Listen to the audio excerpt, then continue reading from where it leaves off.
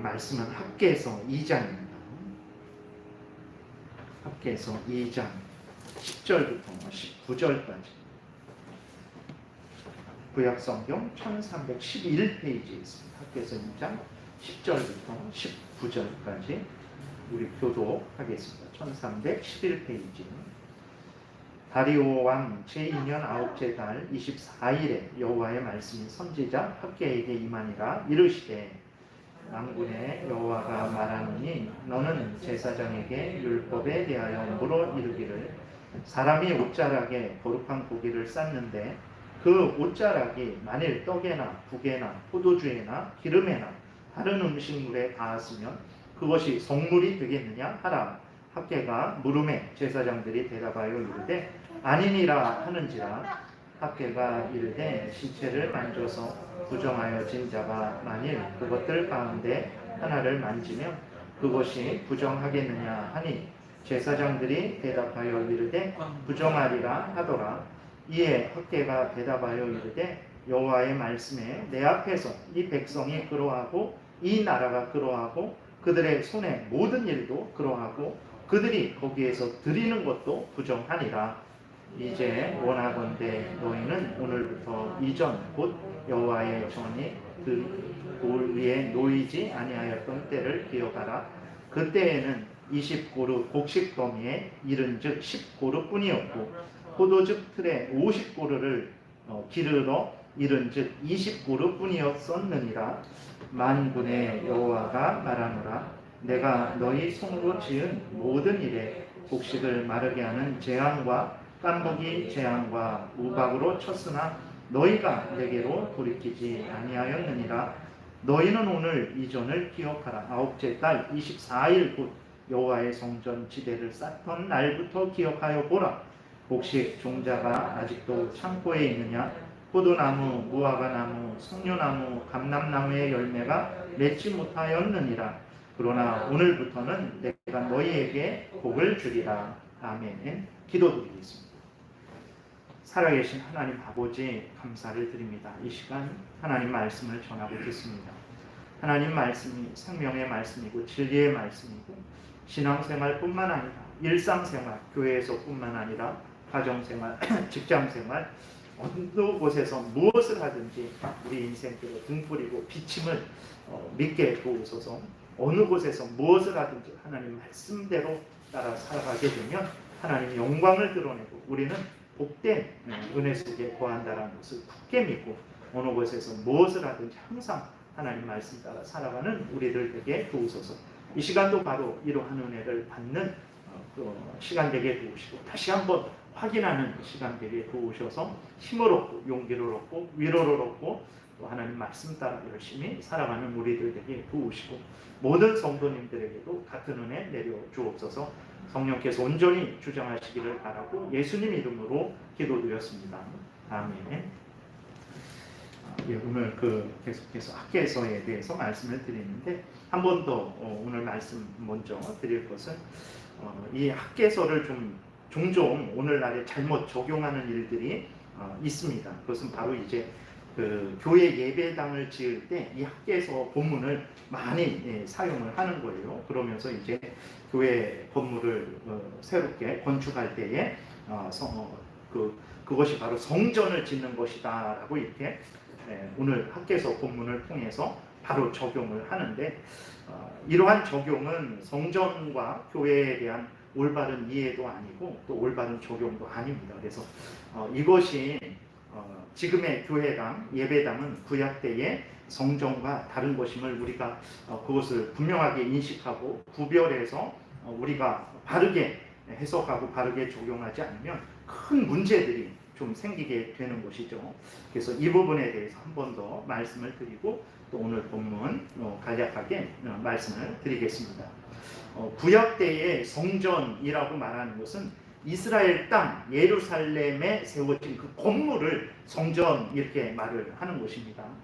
하나님은 그럼 왜 구약 때의 이스라엘 땅 그 예루살렘 그 모리아 산에 하나님께서 성전을 세우셨나 그랬을 때 하나님께서 구약 때에는 그 성전을 통해서 하나님의 일을 이루셨어요. 그래서 그 성전, 그 예루살렘 땅에 있는 예루살렘에 세워진 그 성전 건물을 통해서 하나님의 그 뜻을 이루셨는데, 첫 번째로는 이제 하나님이 이스라엘 백성들 가운데 거한다라는 것을 그 예루살렘 땅에 있는 그 성전 건물을 통해서 드러내 보이셨습니다.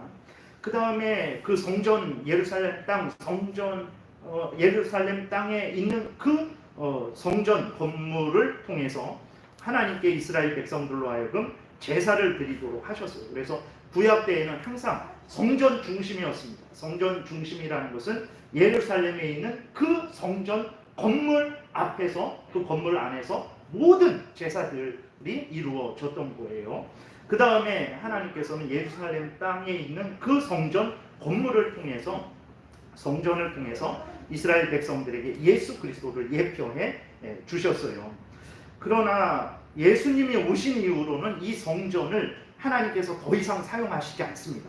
예루살렘 땅에 있는 그 성전 건물을 하나님께서 더 이상 사용하시지 않아요. 그래서 신약 성경에 보게 되면 예수님 때에는 그 일시적으로 그 신약과 구약이 겹치는 기간이죠. 그래서 예수님도 성전에서 그 제사도 드리고 그러한 그 절기 그러한 것들에 참여도 하고, 사도 바울 때에도 그때에도 성전 제도와 그것이 같이 있었어요. 그리스도인들이 주일날 예배 드리는 것 모여서 어느 집에 예배당에 모여서 예배 드리는 것과 또 성전에서 이렇게 제사 드리는 것이 같이 있었죠. 근데 그것이 어느 정도 시간이 지나서 예수님이 부활 승천하신 이후에 40년 지나서, 그러니까 AD 70년, 72년 그 정도에 무슨 일이 있었냐면, 로마의 티투스 장군이라고 그 로마의 장군에 의해서 예루살렘 성이 또 한 번 완전히 무너지게 됩니다. 그래서 그 예루살렘 성도 무너지고 예루살렘 성전도 다 무너져서 그 예루살렘 땅이 폐허가 되어서, 그때부터 AD 70년 그 이후부터 1948년까지 이스라엘 백성 민족이 나라가 없이 온 세상을 떠돌았던 거예요. 그때부터. 그래서 1948년 2차 대전이 끝나고 1948년도에 연합군이 이제 그 지금 옛날에 그 가나안 땅에 다시 이스라엘 나라를 세워주기로 해서, 그때 이스라엘 백성들이 다시 그 중동 지금의 그 곳에 이제 이스라엘 나라를 건축하게 된 거예요. 그러니까 성전은 하나님이 언제까지 사용하셨냐면 예수 그리스도께서 오셨을 때까지만 사용하시고, 그 이후부터는 하나님께서 구약의 성전 예루살렘에 있던 그 건물, 그 성전 건물은 더 이상 사용하지 않는 거예요. 그렇기 때문에 우리가 교회를 건축할 때에 성전을 건축한다라고 말하는 것에 대해서 조심해야 됩니다. 그러니까 성전을 건축한다 그랬을 때 예루살렘 땅에 있는 그 성전을 우리가 지금 이 대한민국 땅에 건축한다 이런 의미가 아니고, 하나님의 백성들이 이렇게 모여서 예배를 드리는 그 예배 장소, 예배당, 교회당을 건축한다. 그 교회당, 예배당이 하나님 앞에 드려지니까 그 참 거룩한 곳이라고 말할 수 있지 않냐라는 차원에서 성전이라고는 말할 수 있습니다. 그럼에도 불구하고 성전이라는 말을 사용할 때에는 우리가 지금 사용할 때는 조심해야 되고, 그렇게 의미적으로, 영적으로 사용해야 되고, 마치 이 지금 우리가 있는 이 교회당, 이 예배당을 예루살렘 땅에 있던 그러한 성전의 의미로 바로 사용해서는 안 된다는 것을 우리가 늘 기억을 해야 되는 것입니다. 그래서 성전이라고 말할 때에 구약 시대에 하나님이 예루살렘에 지어진 그 건물인 성전을 생각하지 말아야 되는 거예요.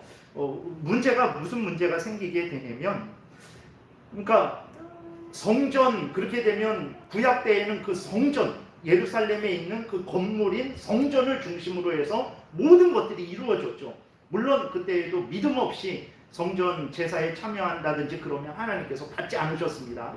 그럼에도 성전문을 닫아버려라 이렇게 말씀을 하셨어요. 그때에도 믿음으로 하는 것이 1차적인 중요한 문제였지만, 근데 오늘날도 문제가 뭐냐면 이 예배당을 성전, 교회 건물을 성전이라고 이렇게 말하게 되면 하나님께서 그 예배당 그러니까 다시 구약 때의 건물 중심으로 돌아가게 되는 거예요. 그래서 교회 그랬을 때에 교회라는 것은 신구약 성경에서 항상 공통되게 말하는 것은 하나님의 택한 백성들의 모임이 교회입니다. 교인들의 모임이 교회예요. 근데 교회 그러면 무슨 생각을 하게 되냐면 이 건물을 교회라고 생각을 하는 거예요. 그래서 우리들이 예를 들어서 주일날 집에서 이렇게 나오는데 옆집 사람을 만났어요. 그럼 옆집 사람이 어디 가십니까? 이렇게 일찍 쉬지 않으시고 그랬을 때 우리는 말하죠. 교회 갑니다. 그래요. 교회 갑니다. 그랬을 때에 그 생각은 교회라는 생각은 이 건물을 교회라고 생각을 하는 거예요. 그러니까 그것은 바로 이 건물을 성전이라고 이렇게 생각을 하는 것과 같이 이렇게 연결되어 있는 거죠. 그래서 문제가 뭐냐면 교회 그랬을 때에 그 교회는 성도들의 모임이에요. 그러니까 그 교회에서 중요한 것은 바로 그 성도들 각자입니다. 성도들 각자가 하나님을 더 사랑하고 하나님을 더 의지하고 믿음의 성숙과 성장을 이루고 하나님을 경외하고 하나님의 명령을 따라가는 것이 교회예요. 교회의 의무, 본부는 교회가 할 일은 뭐냐면 모든 그 교회를 구성하는 성도들이 하나님을 더 사랑하고 더 의지하고 더 하나님 명령을 따라서 하나님 영광을 위해서 살아가는 것이 교회의 본분인데 교회 그것을 이 건물로 생각하는 거예요. 그리고 또 이 건물을 성전으로 또 생각을 하는 거예요. 그렇게 되니까 교회의 중요한 일은 무엇이냐면 이 예배당을 아름답게 크게 화려하게 짓는 것이 중요하게 됩니다. 그래서 그 하나님 앞에서 정말 교회 했을 때 그 교회의 본부는 모든 성도들이 각자가 서로 사랑하는 가운데 연합하여 한 몸이 되어서 함께 하나님의 영광을 위해서 하나님 말씀을 따라서 살아가는 그것이 중요한 것인데 그 본부는 교회 그랬을 때 나를 가리키는 건데 그래서 우리를 가리키는 건데 그래서 우리가 하나님 앞에서 하나님을 경외하고 하나님 명령을 따르는 본분을 행해야 되는데 교회 그랬을 때 이 건물을 생각하는 거예요. 더더군다나 이 교회 건물을 성전이라고 하니까 그냥 건물 중심이 돼버리는 거예요. 그래서 우리들 그 교회를 구성하는 각자 모든 성도들 그 모든 성도들의 본분을 잊어버리는 거예요. 그냥 교회 화려하게 잘 건축하고 잘 짓고 이 교회에서 이루어지는 그런 활동에 이렇게 잘 참여하면 그것이 모든 그 본분을 다한 것처럼 그렇게 착각을 하게 되기 때문에 그렇습니다. 그렇기 때문에 교회 그랬을 때에 그 교회의 의미는 건물을 말하는 게 아닙니다. 물론 교회 그랬을 때 전체적으로 필요합니다. 첫 번째로는 하나님의 백성들의 모임, 백성들이 있어야 되고 그 백성들 안에 성경을 따르는 질서가 있습니다. 직분이 있고 목사가 있고 장로가 있고 안수집사가 있고 또 거기 예배가 있고 그러한 질서가 있고 그 다음에 그 사람들이 어느 한 곳에 어느 한 장소에 모여서 예배 드릴 수 있는 예배당이 있어야 돼요. 그래서 오늘날 교회 그러면 이 전체가 포함돼서 교회라고 이렇게 말을 하죠.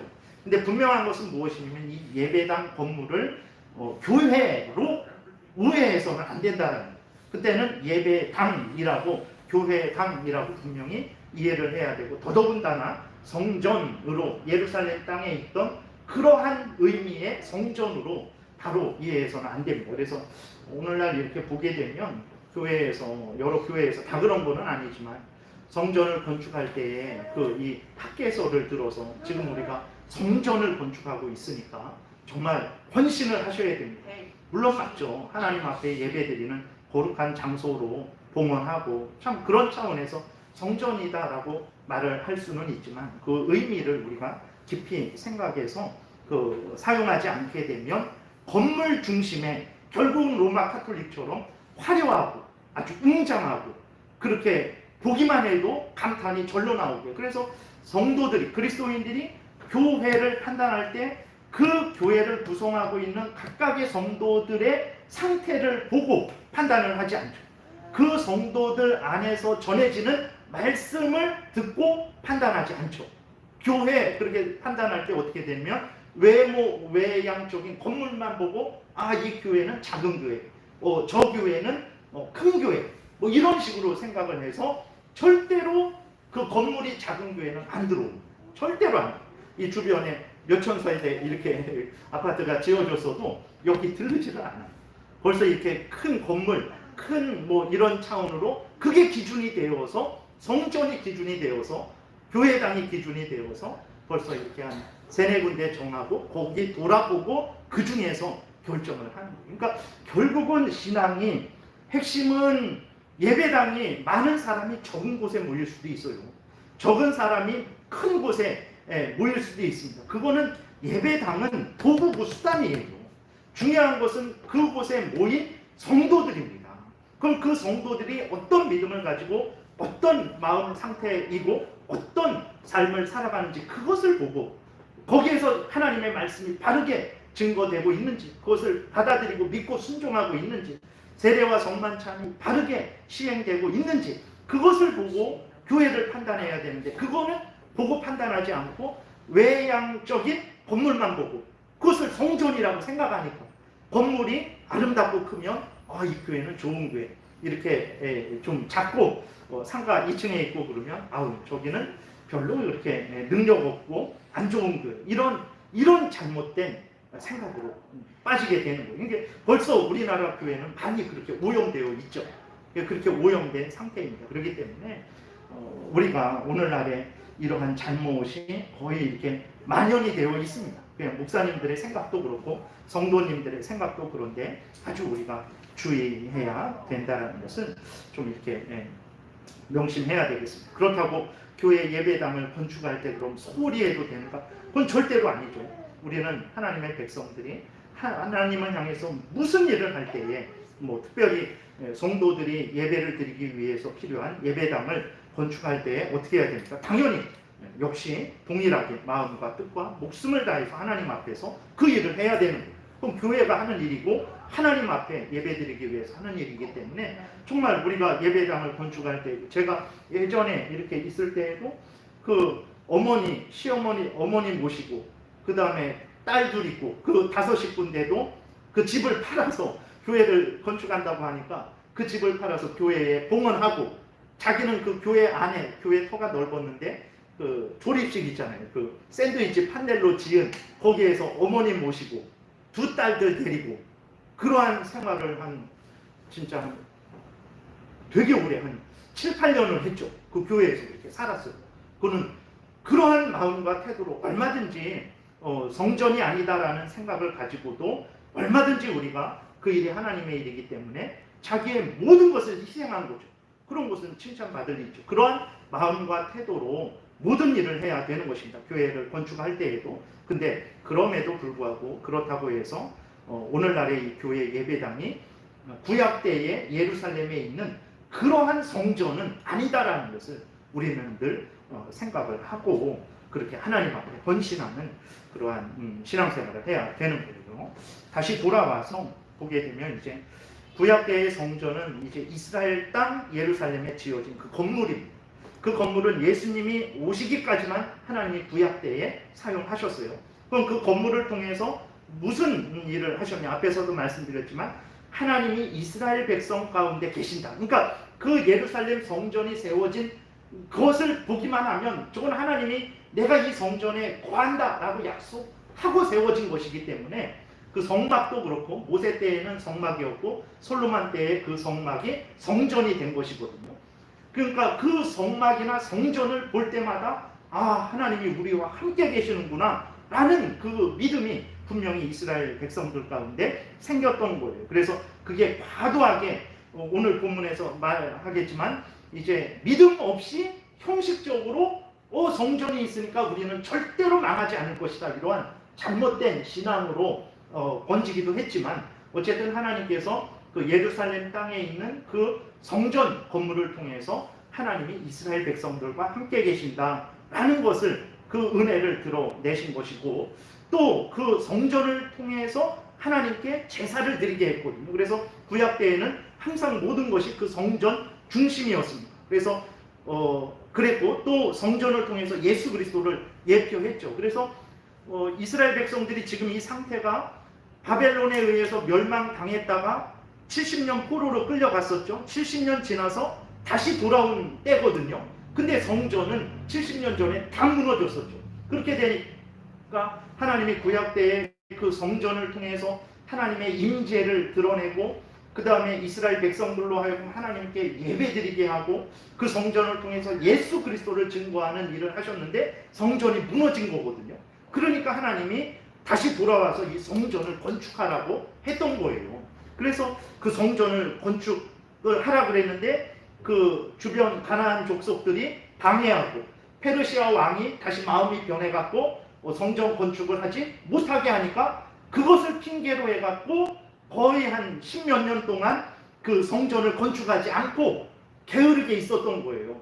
그러면서도 자기들의 집은 아주 판벽되게, 그러니까 아주 반듯하게, 지붕도 있고 벽도 든든하게, 화려하고 사치스럽게 그렇게 꾸며놓고 살면서 하나님의 성전을 건축하라고 다시 끌어올리신 이후에도 성전을 건축하라고, 그래야 하나님의 은혜를 받을 수 있고 하나님께 예배드릴 수 있고 또 그 구원의 은혜를 계속해서 증거할 수 있는데도 불구하고 이스라엘 백성들이 가나안 족속이 반대합니다, 페르시아 왕이 금지했습니다 라는 것을 핑계로 해서 성전을 건축하지 않는 게으름 가운데 빠져 있었던 거거든요. 그래서 하나님께서 이 학개 선지자 스가랴 선지자를 들어서 이스라엘 백성들을 책망하시고 속히 하나님의 성전을 건축해라 라고 하나님께서 이렇게 오셨던 거예요. 그래서 하나님께서 이렇게 책망만 하시지 않고 또 하나님께서 이스라엘 백성들에게 은혜를 주십니다. 그래서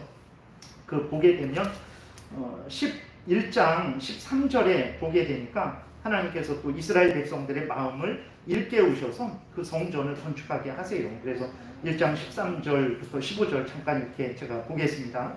그때에 여호와의 사자 학개가 여호와의 위임을 받아 백성에게 말하여 이르되 여호와가 말하노니 내가 너희와 함께 하노라 하니라.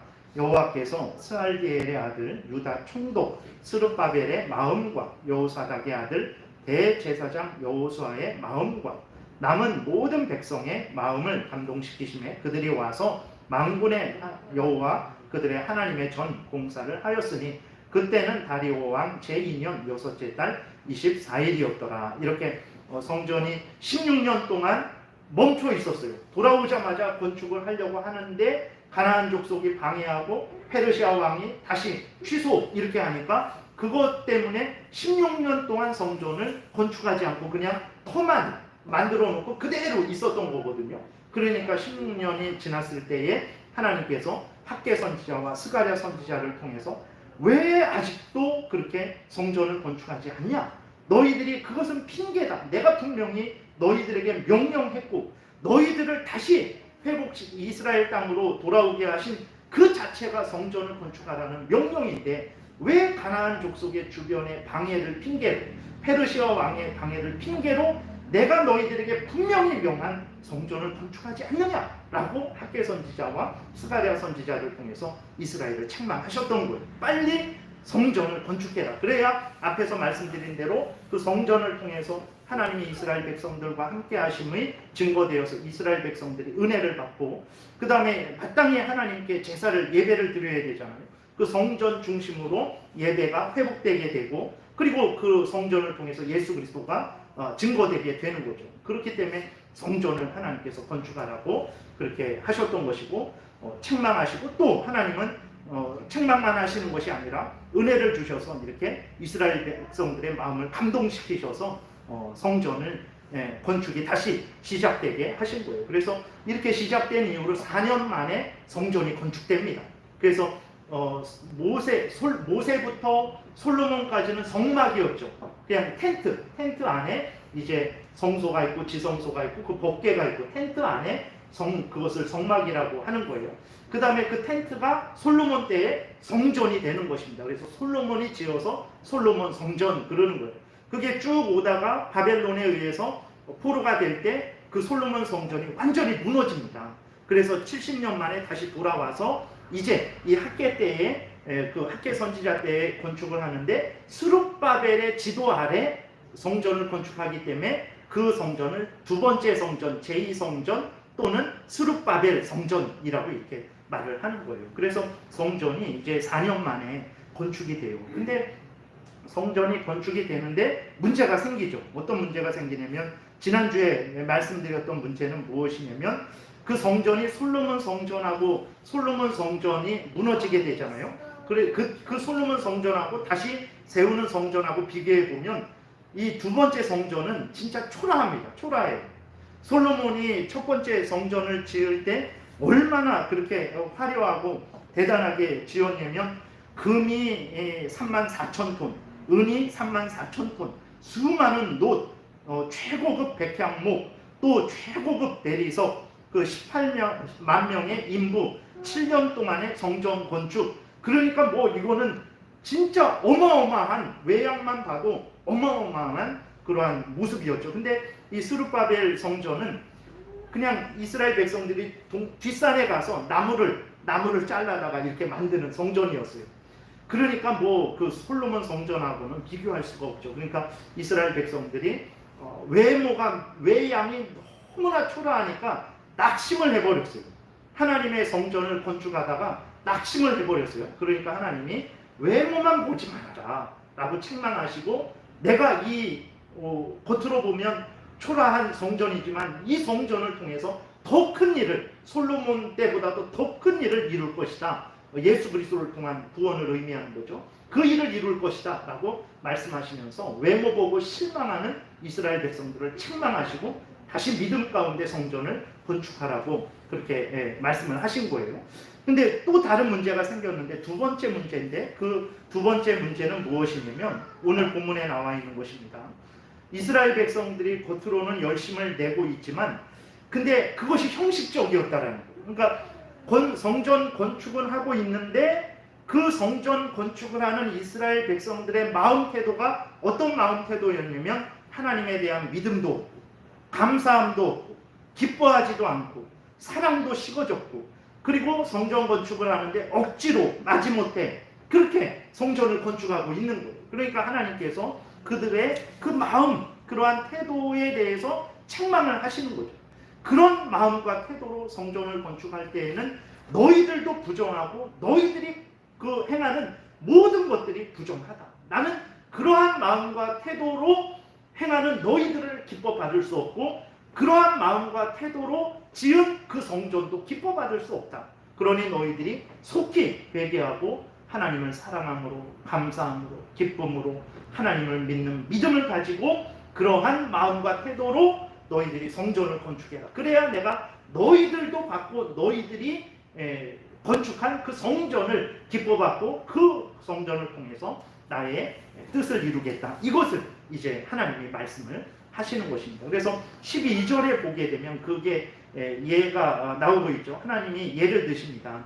그렇게 이스라엘 백성들이 하나님을 향해서 겉으로는 성전을 건축하고 있지만 믿음 없이, 사랑함 없이, 감사함 없이, 자원함 없이 억지로 마지못해 지겨워서 행하는 그 부분을 이제 책망을 하시는 거예요.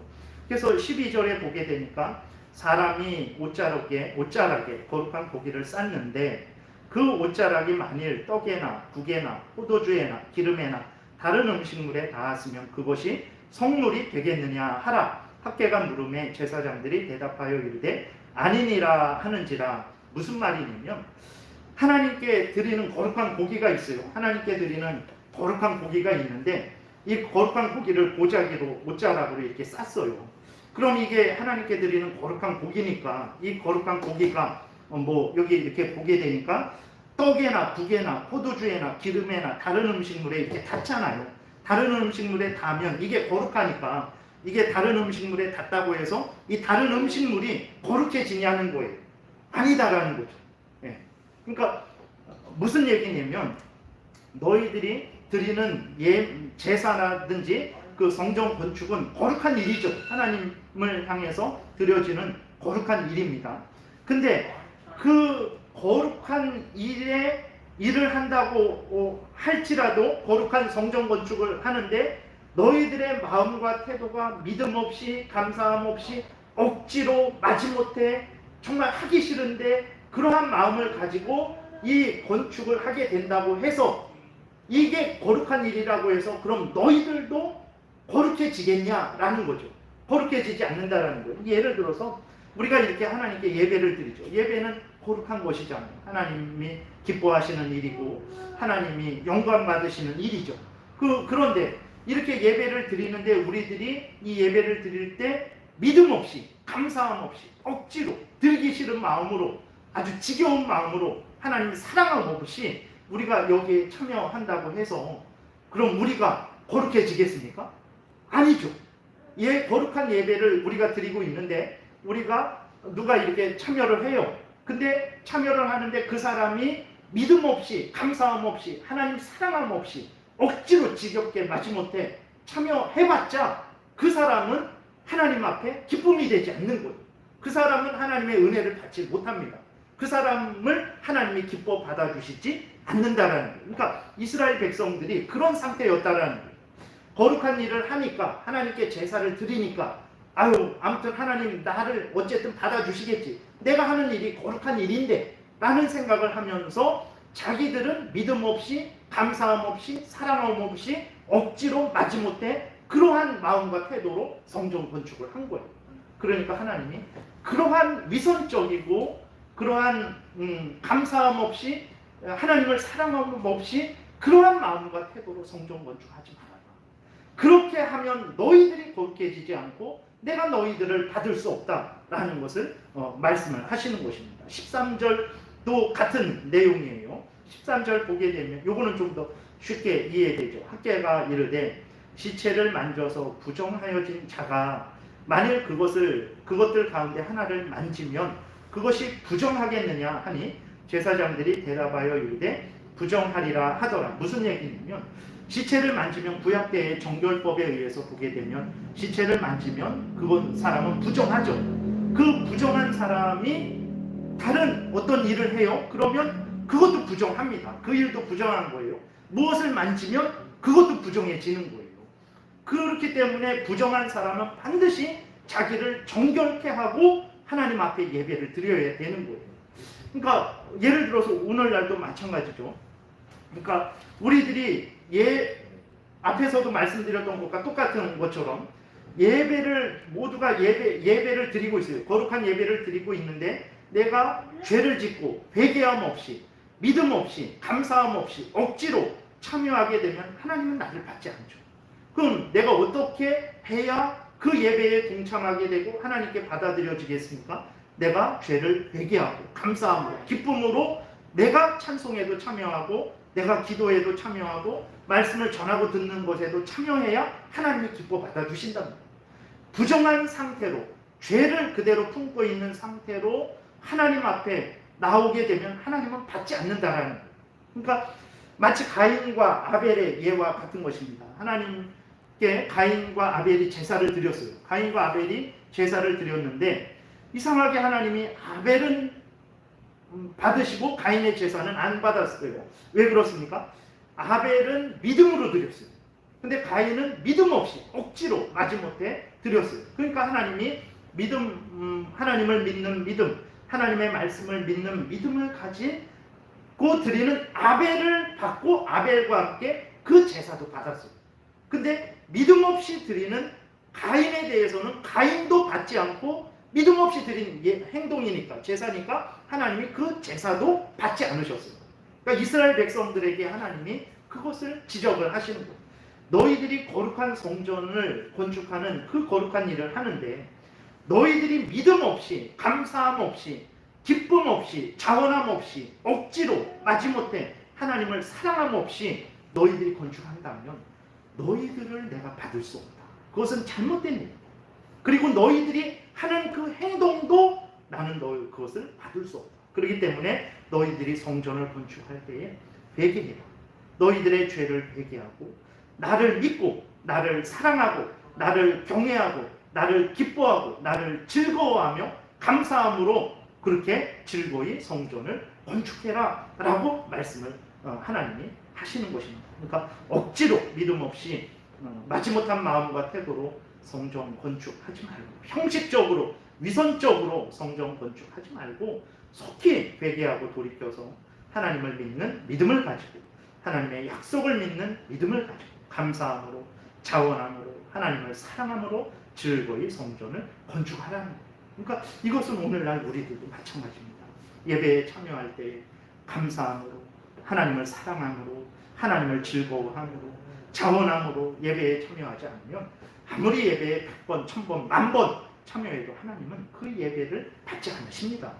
감사함으로 드린 사람을 받고 그 사람의 기도와 그 사람의 찬송은 받으시겠죠. 그러나 억지로 믿음 없이 마지못해 지겨워서 참여하는 사람은 받지 않고 그 사람의 기도도 받지 않고 그 사람의 찬송도 받지 않을 것입니다. 하나님이 그것을 말씀하십니다. 하나님을 믿고 섬길 때 하나님을 사랑하고 하나님을 의지하고 자원하고 감사하고 믿음으로 하나님 앞에 나아가야 된다라는 것을 말씀하시는 것입니다. 근데 이것이 얼마나 중요하냐면 15절부터 보게 되면 이러한 그 억지로 마지못해 믿음 없이 행하는 것에 대해서 하나님은 그것을 죄다라고 지적하시고 그러한 사람들에게 은혜를 주시지 않은 것을 예로 들고 계신 거예요. 15절부터 17절에 보게 되니까 이제 원하건대 너희는 오늘부터 이전 곧 여호와의 전에 돌이 돌 위에 놓이지 아니하였던 때를 기억하라. 그때에는 20고르 곡식 더미에 이른즉 10고르 뿐이었고 포도즙 틀에 50고르를 길러 이른즉 20고르 뿐이었느니라. 만군의 여호와가 말하노라. 내가 너희 손으로 지은 모든 일에 곡식을 마르게 하는 재앙과 깐부기 재앙, 깐부기 재앙이라는 것은 이제 곡식에 곰팡이가 피는 것입니다. 까만 곰팡이가 펴서 먹지 못하고 말라버리는 그러한 곡식에 그러한 병이 드는 거예요. 깐부기 재앙과 우박으로 쳤으나 너희가 내게로 돌이키지 아니하였느니라. 하나님 앞에 성전을 건축하지만 하나님을 믿는 믿음을 가지지 않고 감사함을 가지지 않고 자원함을 가지지 않고 억지로 마지못해 그 성전을 건축한 이스라엘 백성들에게 하나님께서 이 재앙을 내리셨다는 거예요. 곡식을 20석을 얻을 만한 농사인데 10석밖에 못 얻게 하고 곡식이 잘 자랐는데 갑자기 곰팡이가 펴서 아니면 우박이 내려서 그 곡식을 출소할 수 없게 되는 그러한 재앙을 내리셨다는 거예요. 그러니까 우리들은 뭐 대강 예배에 참여해도 되고 적당히 참여해도 되고 우리는 모르잖아요. 우리 한결 마음속을 우리는 모릅니다. 인간들은 모르죠. 어떤 마음과 태도로 참여했는지 모르죠. 그러나 하나님은 그 심령과 골수를 찔러 쪼개고 그 중심을 살피시죠. 하나님이 단지 우리의 입술로 노래하는 그 노래 곡조를 들으시고 기뻐하십니까? 아니죠. 우리의 그 중심에서부터 나오는 하나님에 대한 사랑과 감사와 믿음을 담은 그러한 찬양을 기뻐 받으시는 거고 우리의 중심의 사랑과 믿음을 담은 기도를 기뻐 받으시는 거죠. 하나님의 말씀이 전해질 때 그 말씀을 그냥 귀로만 듣고 이렇게 하는 게 아니라 마음에 깊이 새기고 믿고 그 말씀을 준행하는 우리들을 기뻐 받으시는 거죠. 그것을 하나님께서 말씀을 하시는 거예요. 그렇게 하지 않았을 때 하나님이 이스라엘 백성들에게 재앙을 내리신 거예요. 이것이 이렇게 중요하다는 것을 우리가 기억해야 돼요. 그래서 오늘날 우리가 건성으로 예배 드려도 되지 않나? 아닙니다. 그 예배는 진짜 헛된 거예요. 안 드려도 안 드린 것과 별반 상관없는 거예요. 우리들은 어떻게 그럴 수 있을까? 그러지만 오늘 하나님께서 그 죄악에 대해서 지적하시고 그렇게 성전 건축을 한 자들에게 이러한 재앙을 내리신 것을 복음을 통해서 우리는 그 하나님이 우리에게 원하시는 것은 참 그 마태복음 23장에 있는데 11조도 잘 드려야 됩니다. 근데 형식적으로 믿음 없이 감사함 없이 드려서는 안 되고 의와 인과 신도 그 마음 중심도 같이 담아서 하나님 앞에 드릴 때 하나님은 그 모두를 기뻐 받으신다는 것을 우리가 기억해야 됩니다. 그래서 18절부터는 하나님께서 회개하고 돌이키게 됐을 때에 이제 복을 내려주시겠다라는 그 약속을 하고 계신 거예요. 너희는 오늘 이전을 기억하라. 아홉째 달 24일 곧 여호와의 성전 지대를 쌓던 날부터 기약하여 보라. 곡식 종자가 아직도 창고에 있느냐?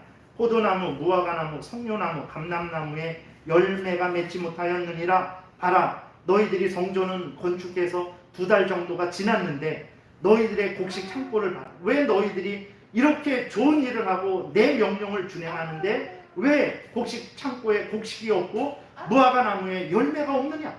너희들이 그렇게 위선적으로 형식적으로 그렇게 행했기 때문에 내가 복을 주지 않아서 그렇다. 그러나 너희들이 회개하고 돌이키면 봐라, 오늘부터 내가 너희에게 복을 주리라. 19절 끝부분에 오늘부터 내가 너희에게 복을 주리라. 회개하고 돌이켜라. 하나님을 사랑함으로, 중심으로, 의지함으로, 감사함으로, 자원함으로 행해라. 그러면 오늘부터 내가 너희에게 복을 주겠다. 이렇게 말씀을 하는 것입니다.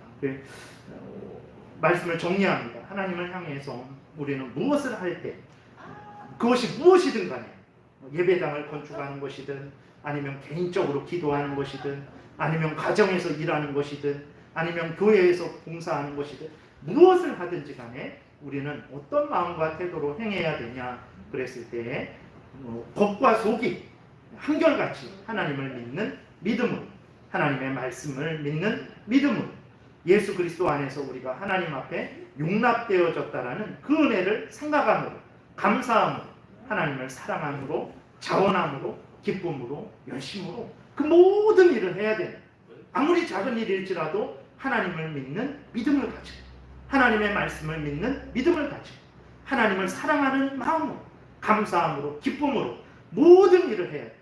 그래야 아무리 작은 일일지라도 지나가다가 주여 도와주옵소서 라는 아주 이 짧은 기도일지라도 하나님을 의지하고 사랑하고 감사함으로 드리는 그 기도라면 하나님은 진짜 주여 라고 한 그 한마디도 기뻐 들으시고 하나님께서 은혜를 내려주시는 거예요. 그러나 믿음 없이, 사랑함 없이, 감사함 없이 억지로 마지못해 10시간을 기도하고 40일을 금식해도 하나님 전혀 듣지 않으시고 은혜를 내려주시지 않을 것이라는 것을 우리가 분명히 기억해야 되는 것입니다. 그러므로 여러분, 어디에서 무엇을 하든지, 예배를 드리든지, 기도를 개인적으로 드리든지, 개인적으로 찬송을 드리든지, 어디에서 사람들이 보지 않는 곳에서 헌신하고 봉사를 하든지, 아니면 성도들을 생각하든지, 아니면 가정생활을 하든지, 아니면 직장생활을 하든지, 어디에서 무엇을 하든지 하나님을 믿는 믿음을 가지고, 하나님의 말씀을 믿는 믿음을 가지고, 하나님을 사랑함으로, 감사함으로, 기쁨으로, 자원함으로, 열심으로, 충성되이 행하십시오. 그래야 하나님의 것을 기뻐 받으시고 우리에게 은혜를 내려 주시는 거예요. 그러지 않을 때에는 헛된 것입니다. 우리 인간들도 사랑함 없이 억지로 마지못해 주기 싫은데 안 줄 수는 없고, 그래서 이거나 좀 받으세요. 그러면 기뻐 받습니까? 안 받겠습니다. 괜찮습니다. 안 주셔도 됩니다. 이렇게 하는 게 인간인데, 하나님이 인간과 똑같다라는 게 아니라 하물며 인간도 그 전인격적으로 사랑함으로 진실되게 대할 때 기쁨으로 받고 그것을 고마워하고 즐거워하는 인간도 이 못난 인간도 그런 거룩하신 하나님을 대할 때 그렇게 위선적으로 억지로 그렇게 대한다면 어찌 그것이 하나님 앞에 받아들여지겠습니까? 근데 우리는 참 생활하다 보면 한결같은 믿음, 감사한 믿음, 기뻐하는 믿음으로 행하지 못할 때가 많죠. 그럼 속히 회개하고 용서를 빌고 하나님의 은혜로 내 마음이 다시 하나님을 사랑하고 감사함으로, 자원함으로 헌신할 수 있도록 그렇게 기도하고 또 행해야 되겠습니다. 그러면 하나님이 우리를 기뻐하시고 우리들이 행하는 모든 일도 기뻐 받으시고 또 하나님 영광 받으실 것이고 우리에게 은혜를 베풀어 주실 것입니다. 기도드리겠습니다. 살아계신 하나님 아버지, 감사를 드립니다.